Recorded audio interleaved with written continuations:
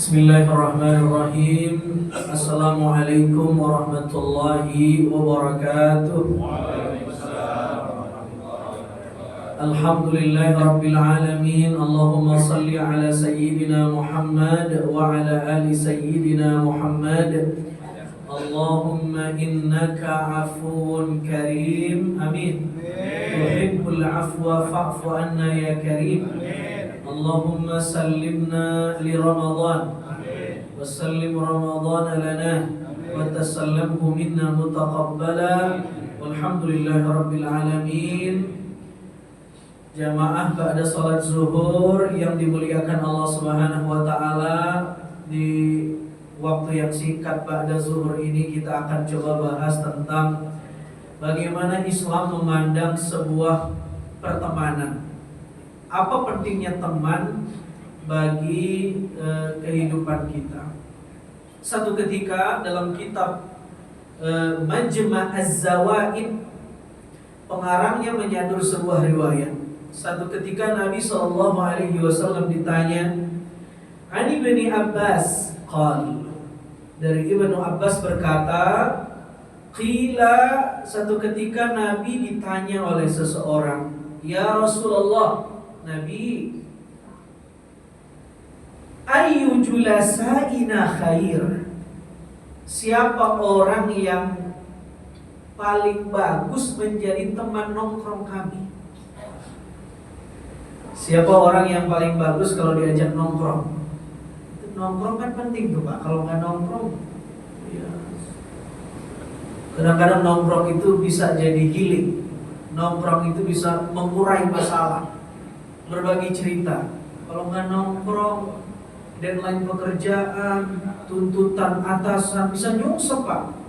Ini nongkrong juga perlu. Nah cuman siapa teman yang bagus diajak nongkrong? Nabi pernah dapat pertanyaan itu Pak. Jadi jangan dianggap sahabat itu kerjaannya dari masjid ke masjid, mihrab, mimbar, masjid pulang. Besok begitu, enggak, nongkrong juga Pak, sama kayak bapak-bapak di sini. Cuma mereka punya konsistensi, punya kesadaran yang tinggi. Kami ingin nongkrong kami itu bermanfaat. Dan siapa orang-orang di kira-kira gitu. Lalu menjawab pertanyaan ini Pak nih, ya, Nabi SAW menjawab, Man dzakarakumullah ru'yatu. Ada tiga. Yang pertama, orang yang paling baik menjadi teman ngobrol kita, teman nongkrong kita, sahabat kita, circle kita, dan lain-lain. Satu, mereka yang kalau dilihat mengingatkanmu tentang Allah. Jadi kalau kita melihat kriteria yang pertama, teman yang baik diajak nongkrong, kalau ngelihat Pak, kalau ngelihat dia, kita jadi terkoneksi dengan Allah. Apa yang dimaksud? Bukan wajhuhu, bukan wajahnya Pak, bukan pesonanya, tapi personanya. Beda nih. Kalau pesonanya itu jaliyah, sesuatu yang terindra. Kita melihat, oh, pakai gamis ini, sorbannya gede nih. Bukan itu yang mengingatkan ke Allah, bukan. Karena itu atribut. Sesuatu yang bisa ditasannu', bisa dibuat-buat. Bisa dibuat gamis semuanya nih. Bukan itu yang dimaksud oleh riwayat ini. Tapi yang dimaksud adalah personanya, haluhu, ya, rohaninya yang positif. Kalau kata orang sekarang, positive vibes katanya. Personanya itu positif. Kalau berteman dengan dia, kita terkoneksi dengan Allah Subhanahu wa taala. Ada orang yang begitu Pak kira-kira Pak? Assalamualaikum. Masih hidup nggak nih? Ini berpuasa ya. Saya juga bingung nih, biasanya ada air putih di sini nih. Pahit banget ini. Masya Allah. Ada nggak orang yang begitu Pak? Kalau kita berteman sama dia, kita terkonek ke Allah. Ada nggak Pak? Ada. Sebagaimana kita juga punya teman, kalau kita nongkrong sama dia jadi belangsak. Habis duduk otak kita ke kiri. Habis nongkrong sama dia nggak benar kelakuan kita. Ada. Sebagaimana ada teman yang modelnya begitu, mesti ada juga orang yang kalau kita duduk sama dia, kita makin dekat sama Allah. Ada Pak. Siapa? Cari Pak. Ya. Cari. Ada doa bagus Pak. Dalam kitab Haqa'iq an-Tasawuf, Syekh Abdul Qadir Isa ya ngasih doa Pak. Doanya begini. Ini buat ibu-ibu, bapak nih, buat ya, kita semua nih. Doanya Allahumma ausilni ila man yusiluni ilaika. Kita apalin ya. Ini biar kata orang tuh kalau kita puasa nahan lapar sama haus, itu tingkat hafalan orang naik Pak. Karena kondisinya terancam. Allahumma ausilni ila man yusiluni ilaika. Ilaika. Allahumma ausilni ila man yusiluni ilaika. Kita potong jadi dua biar gak bingung. Allahumma ausilni ila man yusiluni ilaika. Sekarang kita sambung jadi satu. Allahumma ausilni ila man yusiluni ilaika. Masya Allah, tabarakallah. Ada yang hafal, ada yang cuma ujungnya saya dengar kak katanya. Alhamdulillah. Apa artinya Pak? Yang penting artinya nih, antum gak hafal Arabnya gak apa-apa, pakai bahasa Indonesia aja. Artinya dahsyat. Dia bilang, ya Allah, pertemukan aku dengan seseorang yang bisa mempertemukan aku dengan Engkau. Ya Allah, hubungkan aku dengan seseorang yang seseorang itu bisa menghubungkan saya lebih dekat denganmu ya Allah. Allahumma ausilni ila man yusiluni ilaika. Bagus nih. Kemanapun Pak, ya kan kita butuh teman. Ya. Baca nih, Allahumma ausilni ila man yusiluni ilaika. Entar Allah akan pertemukan kita dengan circle-circle yang positif, tongkrongan-tongkrongan yang baik. Enggak mesti di masjid tongkrongan yang baik, Pak. Ya, di mana aja. Ya, nanti Allah akan pertemukan itu. Kenapa? Al-arwah junudun mujannadah. Idza ta'arafa i'talafa, kata Nabi. Tuhan menciptakan kita ini, ya, menciptakan jiwa kita ini. Setiap jiwa punya frekuensi. Dan jika frekuensinya nyambung, maka dia akan saling mengenal. Dan kalau saling mengenal, dia akan menyatu. Dalam fisika kuantum ada teori namanya apa tuh? Quantum entanglement. Jadi orang kalau punya kesamaan frekuensi, dia akan seperti seorang istri yang mau ngelahirin, suaminya mules. Ada pengalaman nggak? Halo, Assalamualaikum. Saya ngalamin tuh Pak, bini saya mau lahiran, saya mules. Itu teori apa yang bisa menjelaskan itu? Itu fisika kuantum tadi. Nah, sebelum fisika kuantum muncul, Nabi udah ngomong, al-arwah junudun mujannadah. Roh-roh kita, jiwa-jiwa kita ini ternyata punya frekuensi tersendiri, ya. Dan setiap frekuensi itu kalau dia genrenya sama, maka dia akan bertemu. Maksudnya, kalau orang itu baik, umumnya dia akan ditemukan dengan circle yang baik. Kenapa? Mesti orang yang baik mencari tempat yang baik, mencari kegiatan yang baik, nanti ketemunya sama circle yang baik, Pak. Algoritmanya begitu tuh. Sama seperti algoritma media sosial. Antum buka Instagram, antum follow akun komedian, apa yang muncul habis itu? Tiap buka Instagram, iya, akun-akun komedian yang muncul karena circle-nya itu. Antum buka akun horor, ntar yang muncul konten-konten horor. Buka sesuatu akun dakwah, yang muncul ceramah, kajian, podcast dakwah. Itu begitu Pak algoritmanya. Buka yang gak benar, munculnya gak benar. Begitulah algoritma yang disusun oleh Allah dalam jiwa kita. Jadi kalau kita orang baik, pengen yang baik, ntar ditemuin dalam circle yang baik. Teori umumnya gitu, tapi nggak semua. Ada aja yang udah nyemplung di circle yang baik, tetap aja dia kagak baik. Ada. Itu biasa. Segala sesuatu yang umum mesti ada pengecualian. Halo, Assalamualaikum. Ini masih sambung nih Pak. Kalau enggak saya tutup nih. Ya, ini teman ini penting Pak ya. Apa kata Al-Qur'an? Fa idza ja'atis sakhah yauma yafirrul mar'u min akhihi wa ummihi wa abihi wa sahibatihi wa banihi likulli imri'in minhum yawma idzin sya'nun yughnihi. Nanti ketika kiamat malaikat niup trompet, terjadi huru-hara hari kiamat. Apa yang terjadi? Setiap orang memikir dirinya sendiri. Yauma yafirrul mar'u min akhi. Seseorang akan lari dari tongkrongannya. Dia akan tinggalin sahabatnya, dia tinggalin temannya, dia tinggalin atasannya, dia tinggalin bosnya.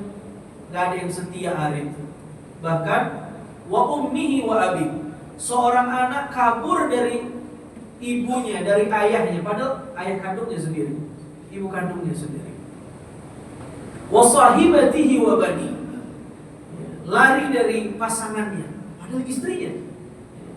Lah belum kiamat juga udah lari-larian, belum kiamat. Seorang ibu meninggalkan anaknya padahal lagi mengandung, hamil, dia nggak ngopenin anaknya. Saking mengerikannya kiamat.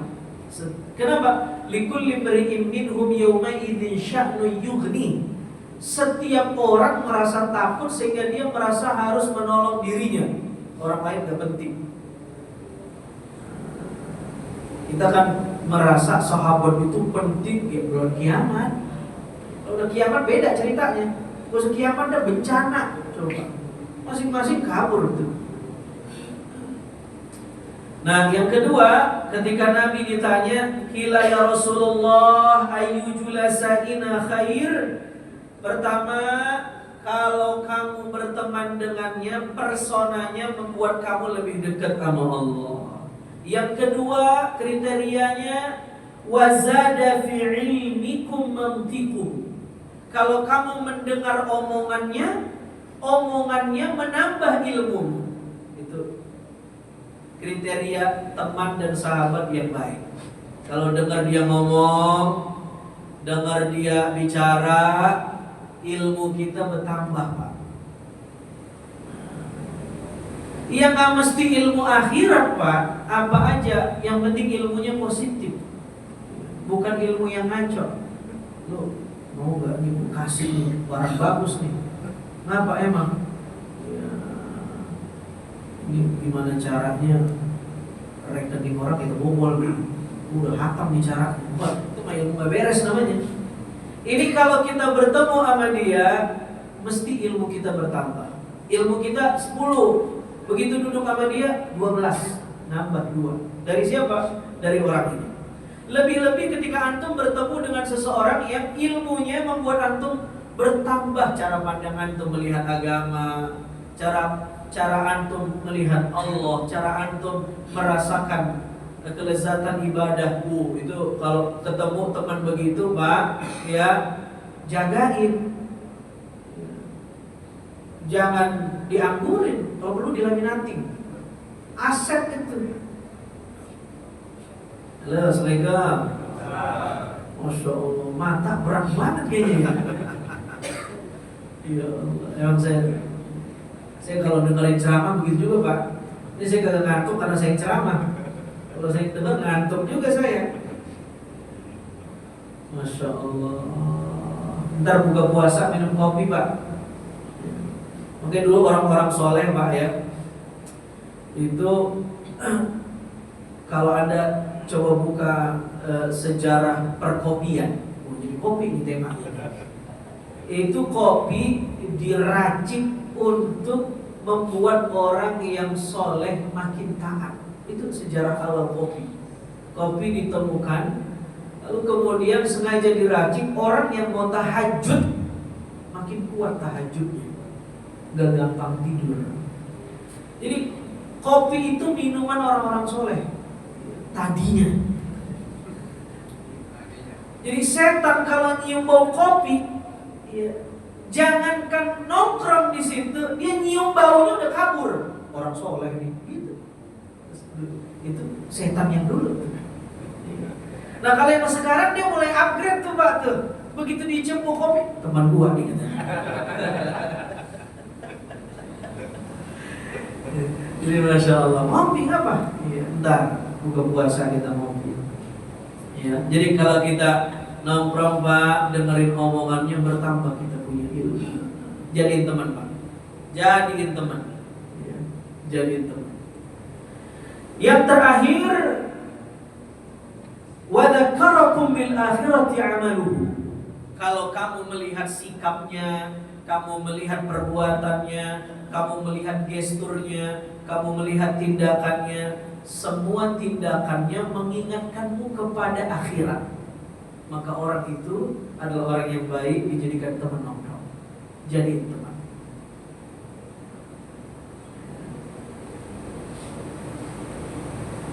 Kalau kita berteman sama dia, ada aja idenya untuk menabung spiritual saving, menabung amal, ada aja idenya. Kreatif aja untuk menabung amal di akhirat kelak. Itu kalau ada ketemu orang begitu, temenin Pak. Bukan temenin ya, apa ya? Berusaha bisa menjadi temannya. Bukan temenin, orang begitu nggak ditemenin juga antem dia. Kita yang butuh dia maksudnya, yang butuh kita. Nah, inilah 3 kriteria bapak-bapak, ibu-ibu, ya, seseorang yang bisa jadi bestie kita, kata anak Gen Z ini. Yang bisa jadi teman nongkrong, circle kita di mana aja. Di organisasi, di perusahaan, di tempat kerja, jadi partner bisnis, apapun. Kalau kita ketemu sama orang, kita dekat sama dia, kita jadi makin dekat sama Allah. Kita sama dia, omongannya ya membuat kita bertambah ilmu, wawasan. Dan kita berteman sama dia, perbuatannya mengingatkan kita sama akhirat. 3. Cari dan bersahabatlah dengan mereka. Dalam bahasa agama namanya suhbah. Apa Pak? Suhbah. Apa itu suhbah? Bersahabat. Bersahabat. Bahkan kalau antum buka literatur kitab-kitab klasik, kata-kata istilah suhbah ini teman-teman, ini istilah yang sakral dan penting. Syarat untuk jadi orang soleh, jadi orang baik, mesti suhbah. Antum mesti punya sahabat. Tidak boleh sendirian. Tidak boleh soleh sendirian. Karena kita bukan nabi. Nabi aja punya sahabat. Kenapa gak boleh sendirian? Karena kita gak kuat untuk jadi orang baik sendirian. Hari ini kita baik, besok kan iman kita yazid wa yanqus. Kadang naik, kadang turun, tapi lebih banyak nyungsep. Nah saat nyungsep itu kita butuh teman. Makanya dalam sebuah riwayat dikatakan, idza ahabballahu abdan razaqahu khalilan. Di antara tanda Allah cinta sama seseorang, Allah ngasih dia teman, sahabat, pasangan, ya, circle yang baik. Siapa mereka? Dikatakan idza nasiya dzakarahu wa idza dzakara a'anahu. Teman yang baik adalah ketika kamu belok ke kiri, dia ngelempengin kamu buat jadi lurus. Dia ingatin. Dan ketika kamu lurus, dia akan support kamu supaya kamu istiqomah sampai tujuan. Itu teman yang baik. Bukan sebaliknya. Kita lagi bener dibilang, apa ya lu kaku banget kayak lembu kering. kita lagi rusak gitu dong, baru lu cakep lu temen gua. Kalau ada teman begitu Pak, baru bahaya tuh Pak tuh. Ya, udah jangan dah, rusak dah. Cari teman yang kalau kita belok dia lempengin, kalau kita lurus dia support kita. Kita lagi hijrah, ayo bro bisa, istiqomah, bismillah, gue juga begitu dulu. Itu teman tuh Pak tuh. Kita lagi belok, aduh bro, kok gitu? Ayo balik. Itu teman tuh. Maka wajar ketika Nabi mengatakan almar'u ala dini khalilihi, seseorang itu berbanding lurus dengan siapa temannya. Kualitas agama seseorang berbanding lurus dengan siapa temannya. Kalau temannya baik, berarti kualitas agamanya begitu. Tapi kalau temannya belangsang, umumnya mesti kualitasnya begitu. Meskipun ada orang yang berteman sama orang yang kagak bener, tapi dia punya iman gak ngaruh. Tapi kan 1001 yang begini Pak. Nah kalau model cetakan kayak kita kan Pak, gimana ya? Kalau saya juga gak kuat kayaknya Pak. Sehari 2 hari itu teman, besok-besok lah kita yang lebih pakar dari dia. Jadi ukur diri sebelum berteman. Kira-kira kita sanggup mewarnai atau terwarnai Pak? Kalau akhirnya kita diwarnai, jangan. Kalau kita mewarnai kebaikan, berteman sama dia. Oh ini kayaknya gue gak sanggup, kayaknya dia lebih pakar nih. Jangan Pak, ntar kita terwarnai dan makin gak benar.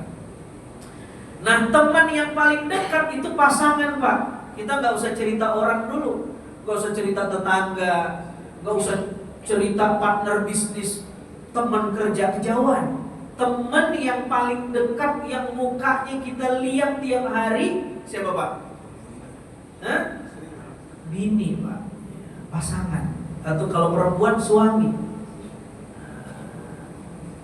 Buat antum yang belum menikah, kayaknya belum nikah semua nih ya. Cuma tahu belum nikah, maka mumpung belum nikah, carilah pasangan dengan kriteria yang tadi. Antum lihat wajahnya, ya antum berteman sama dia, itu bertambah iman antum. Oh masya Allah. Ya. Lalu antum dengar omongannya menambah ilmu antum, dan perbuatannya mengingatkan antum dengan akhirat, bukan sebaliknya. Nah buat kita yang udah berbini, iya syukurin Pak ya. Mau diapain? Disyukurin. Ya, masa mau diganti? Ya. Syukurin. Yang perlu kita lakuin apa? At-ta'dim. Kita coba membina, kita berubah, dia berubah, lalu sama-sama menuju Allah. Karena belajar dari peristiwa Nabi Adam sama Sayyidah Hawa, dulu ketika mereka belum melakukan pelanggaran makan pohon terlarang, itu masih dekat sama Allah. Allah bilang, wala taqrabu hadhihi syajarah. Hei Adam, jangan deketin pohon terlarang ini. Kata-kata ini itu dekat atau jauh? Hah? Ambil handphone ini, handphonenya dekat apa jauh? Karena saya menggunakan kata tunjuk ini, ismul isyarah lil qarib, kalau dalam grammar bahasa Arab itu. Nah begitu Nabi Adam tergoda sama iblis, lagi-lagi pelajarannya pertemanan, salah milih teman Nabi Adam. Di surga udah dikasih tahu jangan dekat-dekat sama itu orang. Iya, itu ngaco itu. Dia udah keluar dari surga. Nabi Adam, ini iblis juga pintar Pak. Apa kata iblis? Ya Adam, hal adulluka ala syajaratil khuldi wal mulki la yabla.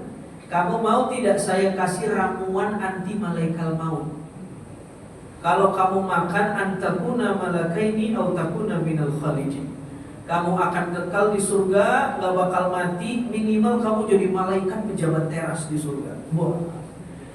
Nabi Adam yang takut mati mendengar iming-iming ini, ya luntur Pak. Padahal dikasih tahu jangan deketin pohon itu. Oleh iblis mereknya dirubah. Kamu mau nggak saya kasih herbal anti malaikat maut? Apa itu? Itu pohon itu. Namanya pohon khuldi. Padahal pohon itu udah dilarang untuk dideketin. Dirubah mereknya sama dia, didaftarin ke mana? BPOM. Dirubah mereknya sama dia.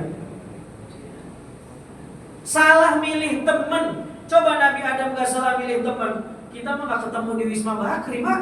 ketemunya di sorga. Di sorga semua kita nih. Karena ayah kita salah milih teman, bubar. Ya, ketika Adam tergoda, dia cicipin pohon terlarang, berbuka sebelum waktunya. Apa yang terjadi? Allah bilang, alam anhakuma antilkuma syajarah. Hei Adam, bukankah aku sudah melarang kepada kalian berdua agar jangan mendekati pohon itu? Nah, tadi pakai kata ini, sekarang pakai kata itu. Itu jauh atau dekat? Apa pelajarannya? Dia salah milih teman, buat dosa. Nabi Adam akhirnya menciptakan jarak dengan Allah. Konsekuensinya, para ahli sejarah bilang Nabi Adam diturunkan dari sorga, Siti Hawa diturunkan dari sorga. Siti Hawa di Jeddah, Nabi Adam di India. Dipisah, ketemunya di Jabal Rahmah. Saya kagak tahu tuh sejarah benar apa kagak. Jangan-jangan yang nyiptain orang Jeddah, orang India. Cuman gak penting benar atau enggaknya. Pesan moralnya adalah ketika kita jauh sama Allah buat dosa, maka kita makin jauh tuh sama pasangan tuh Pak. Tapi begitu tujuannya Allah, sama-sama naik tuh Pak, kayak piramid tuh Pak. Masya Allah, tabarakallah. Udah begitu dah Pak. 12.52 tuh. Ada pertanyaan silakan. Ada pertanyaan? Bu? Pak? Mana nih? Udah mau buka aja romannya nih kayaknya. Sampai jam berapa Ci? Aduh. Ya, mudah-mudahan bermanfaat dan puasa kita diterima Allah. Kita dipertemukan sama orang-orang baik dan membuat kita jadi lebih baik. Aku qouli hadza wa astaghfirullah li wa lakum wa lisairil muslimina wal muslimat wal mu'minina wal mu'minat wa ya fawzal mustaghfirin wa ya najatat taibin walhamdulillahi rabbil alamin. Assalamualaikum warahmatullahi wabarakatuh.